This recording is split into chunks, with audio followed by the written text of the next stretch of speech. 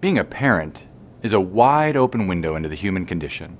For example, I'm constantly having to remind and encourage and cajole my young children to say please and thank you and share. But I never have to encourage them to say mine, or to grab things that don't belong to them, or to hoard toys from one another. Now, where does this self-centered impulse come from? This is where the Bible is so helpful, because it gives us a vocabulary to talk about why we seem to be born with this self-centered disposition. You see, on the one hand, we're told that when God created Adam and Eve, He created them in His image. And what that means, among other things, is that they reflected His goodness. And God affirmed their goodness when He looked at His creation, including Adam and Eve, and said, "It is very good." So Adam and Eve had a perfect relationship with God. They were able to love and obey Him perfectly. But then we're told that Satan tempted them with the lie that God isn't good, that He can't be trusted, that real freedom is found apart from God and His law.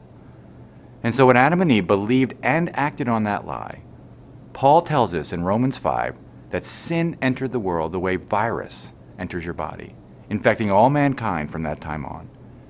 This is why from my earliest days and my children's earliest days, and in the future their children's earliest days, we all say mine. Now, this doesn't mean that people are devoid of all goodness. We're made in God's image, and therefore we're still capable of doing good and beautiful things.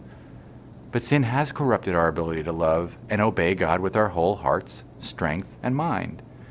Sin has infected every part of us, so that we're all born in sin and guilt, corrupt in our nature, and unable to keep God's law. Let me give you one example that has helped me over the years. Imagine a hungry lion, and imagine putting 2 plates of food in front of him. One, a plate of raw red meat. The other, a plate of perfectly cooked string beans. Now, the lion can choose either one, but because of his nature, he's always going to choose the red meat. See, when Adam sinned as our representative, our nature became enslaved to sin so that we no longer want or seek God. But when Christ came, He was the second Adam, and where the first Adam failed, the second Adam succeeded. Where the first Adam brought death through his disobedience and selfishness, the second Adam, Jesus Christ, brought life through His obedience and sacrifice on the cross.